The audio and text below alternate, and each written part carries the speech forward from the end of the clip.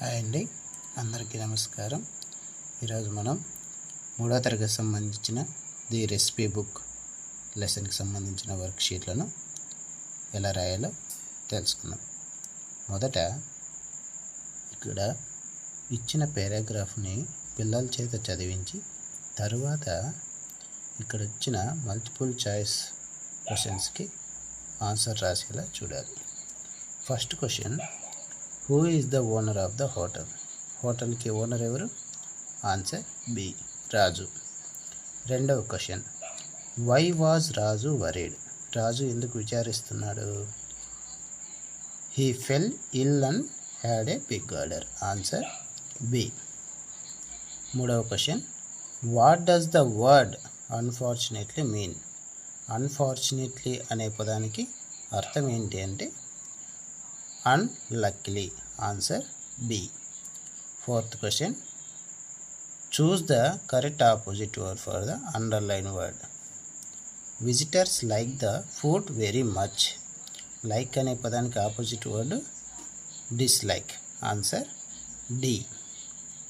Fifth question, even though Raju is sick and in bed, he is still thinking about the food he promised to cook. What does this tell us about him? Answer A. He is a hard worker who wants to keep his promise. Next, second part, write tick mark for the correct sentence and put cross mark for the wrong sentence. First one, Raju owned a big hotel. రాజుకి big hotel ఉందా? లేదు, small hotel ఉంది కదా, కాబట్టి ఇక్కడ ఇచ్చిన sentences wrong. సెకండ్ది, the food was very tasty in Raju's hotel. Raju హోటల్లో ఫుడ్ వెరీ టేస్టీగా ఉంటుంది కదా, ఇక్కడ ఇచ్చిన సెంటెన్స్ కరెక్ట్ కాబట్టి మనం టిక్ మార్క్ వేయాలి. Third, Raju fell hill and was quite very happy. ఎవరికైనా అనారోగ్యంగా ఉంటే హ్యాపీగా ఉంటారా? ఉండరు కదా, కాబట్టి ఇక్కడ ఇచ్చిన సెంటెన్సెస్ తప్పు కాబట్టి క్రాస్ మార్క్ వేయాలి. Fourth, he got a big order to cook lunch for a party. ఇక్కడ మనకి టెక్స్ట్ బుక్లో లంచ్ కోసం అని ఇవ్వలేదు, డిన్నర్ కోసం అని ఇచ్చారు కాబట్టి ఇక్కడ ఇచ్చిన సెంటెన్సెస్ తప్పు కాబట్టి క్రాస్ మార్క్ వేయాలి. Fifth, he said to his son I am not feeling well. మనకి పాఠంలో సన్ అంటే కొడుకు కదా, కొడుకు గురించి ఎక్కడా చెప్పలేదు కాబట్టి ఇక్కడ ఇచ్చిన వాక్యం సెంటెన్సెస్ తప్పు కాబట్టి క్రాస్ మార్క్ వేయాలి. Third one, circle the word that is correctly spelled. ఇక్కడ 3 పదాలు ఇచ్చారు, దీంట్లో కరెక్ట్గా ఉన్నదానికి మనం సర్కిల్ చేయాలి. ఫస్ట్ దాంట్లో హోటల్ కరెక్ట్గా ఇచ్చారు, second tasty, third people, fourth order, fifth dinner. Worksheet number 2. ఇక్కడ పిల్లల చేత ఈ పారాగ్రాఫ్ను చదివించాలి. తర్వాత ఆ పారాగ్రాఫ్కి సంబంధించిన పిక్చర్స్ని ఇక్కడ ఇవ్వడం జరిగింది, వాటి పేర్లను మనం బాక్సెస్లో కరెక్ట్గా రాయాలి.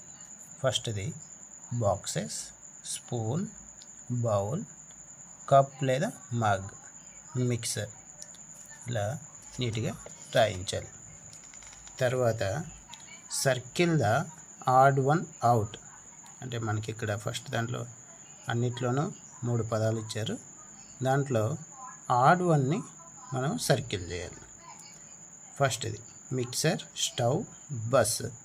మిక్సర్ స్టవ్ ఒకదానికి సంబంధించింది, బస్సు వేరే దానికి సంబంధించి కాబట్టి బస్సు ఆడ్ వన్ కాబట్టి బస్సుకి సర్కిల్ చేయాలి. Next mobile, next stick, next bottle, next రాజు.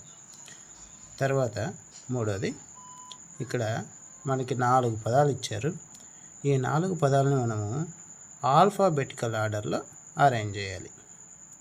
ఇక్కడ ఏబిసిడి ప్రకారం అరేంజ్ చేసి నీట్గా రాయాలి. Next worksheet number 3. మొదట పిల్లల చేత ఇక్కడ పారాగ్రాఫ్ని చదివించాలి. తర్వాత పాఠానికి సంబంధించిన పదాలను ఇక్కడ ఇచ్చారు. అది ఏం చేస్తుంది అనేది ఇక్కడ ఇచ్చారు. వీటిని నెంబర్స్ రూపంలో ఇక్కడ మనం రాయించాలి. Next, write names of some vegetables that you see in your kitchen. మీ ఇంట్లో వంటగదిలో ఏమేమి కూరగాయలు చూసారో వాటిని ఇక్కడ నీట్గా రాయండి. ఇవే రాయాలని ఏం లేదు, మీకు తెలిసిన వెజిటేబుల్స్ నేమ్స్ని ఇక్కడ నీట్గా రాయాలి. నెక్స్ట్ మనకి ఇక్కడ థర్డ్ వన్లో ఒక టేబుల్ ఇచ్చారు. ఆ టేబుల్ ఆధారంగా మనం సెంటెన్సెస్ని ఫామ్ చేసి నీట్గా రాయాలి. Next third one, think and answer the statements. ఇక్కడ కొన్ని స్టేట్మెంట్స్ ఇచ్చారు. అవికి కరెక్ట్ అయితే ఎస్ అని, తప్పు అయితే నో అని మనం టిక్ మార్క్ చేయాలి. Next worksheet number 4. మనం మొదట పిల్లల చేత ఇక్కడ ఇచ్చిన పారాగ్రాఫ్ని చదివించిన తర్వాత పాఠానికి సంబంధించిన కొన్ని సెంటెన్సెస్ని ఇచ్చినాడు. వీటిని మనం సీక్వెన్షియల్గా ఆర్డర్ రూపంలో అరేంజ్ చేసి నెంబరింగ్ ఇక్కడ నీట్గా ఇవ్వాలి. Next, match the food items with its cooking method. మన వంటకాలను ఏ మెథడ్లో చేస్తామో వాటిని కరెక్ట్గా మ్యాచింగ్ చేయాలి. Next third one, there are other tools in a kitchen like a spoon, a pan or a plate. సంబంధించిన 3 పదాలను ఇచ్చారు. వాటితో మనము ఇక్కడ ఎగ్జాంపుల్ ఇచ్చిన ఆధారంగా కూడా మిగతా 3 మనం నీట్గా రాయాలి. Worksheet number 5. ఇక్కడ మనకి సింగులర్స్ ఇచ్చాడు. మనం వీటిని ప్లూరల్స్లోకి కన్వర్ట్ చేయాలి. ప్లూరల్స్లో కన్వర్ట్ చేసి ఇక్కడ నీట్గా మనం అందంగా రాయాలి. నెక్స్ట్, అండర్లైన్ చేసిన వర్డ్ సింగులర్ అయితే ఎస్ అని, ప్లూరల్ అయితే పి అని ఇక్కడ నీట్గా రాయాలి. నెక్స్ట్, ఇక్కడ పిక్చర్స్ ఇచ్చాడు. ఆ పిక్చర్స్ ఆధారంగా మనం ఇక్కడ వాటిని రాయాలి. Next, draw and label.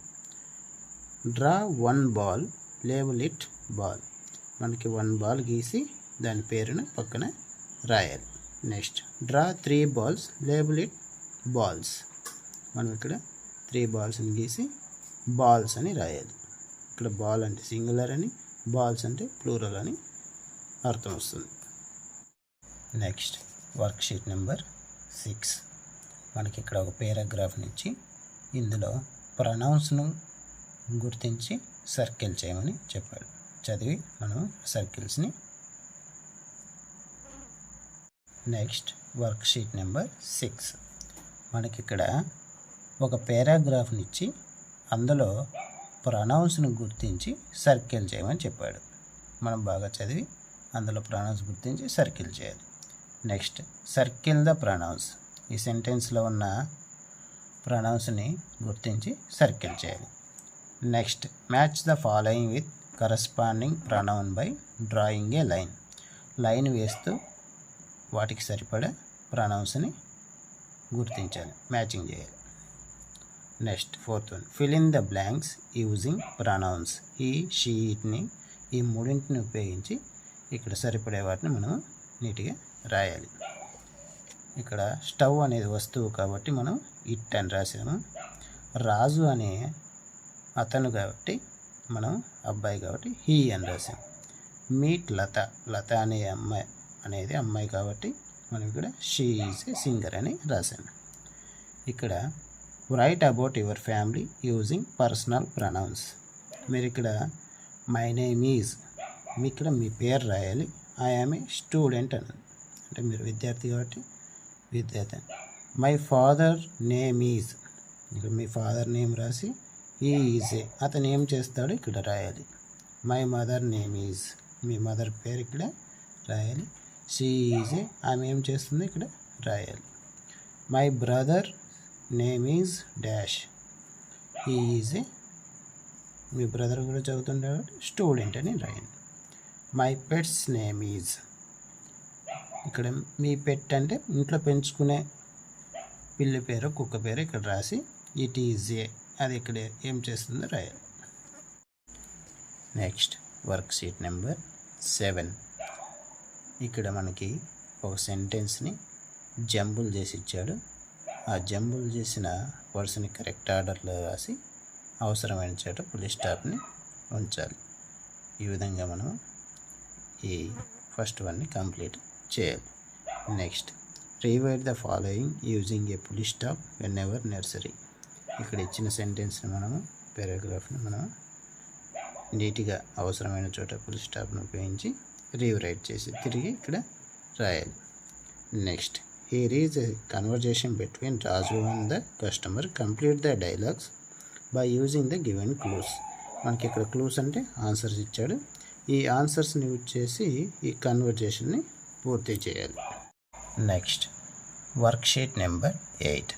ఇక్కడ ఇచ్చిన పారాగ్రాఫ్ను పిల్లల చేత చదివించి తర్వాత కింద ఇచ్చిన మల్టిపుల్ చాయిస్ క్వశ్చన్స్కి నీట్గా ఆన్సర్స్ని రాయించాలి. Next, worksheet number 9. ఇక్కడ హౌ టు మేక్ టీ.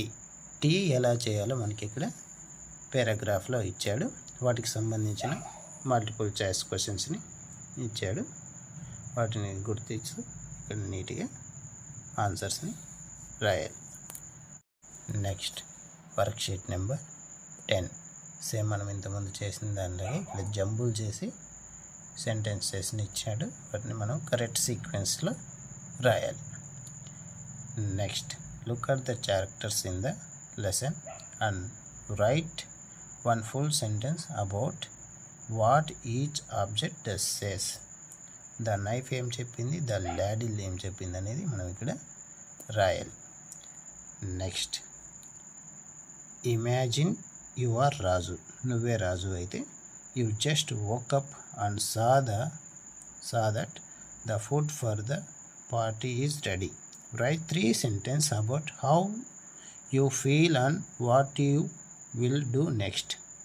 నువ్వే రాజు ప్లేస్లో ఉండి నిద్రలేస్తూనే పార్టీకి కావాల్సినన్ని రెడీ అయితే నువ్వు ఎలా ఫీల్ అవుతాయో ఇక్కడ రాయమని చెప్పారు. నీట్గా ఇక్కడ రాయండి.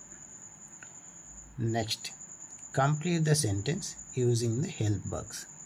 మనకి ఈ క్వశ్చన్స్కి సంబంధించిన హెల్ప్ బాక్స్ని అంటే ఆన్సర్స్ని ఇక్కడ ఇచ్చాడు. వీటిని ఉపయోగించి ఈ క్వశ్చన్స్ అన్నిటిని పూర్తి చేయాల్సి ఉంటుంది.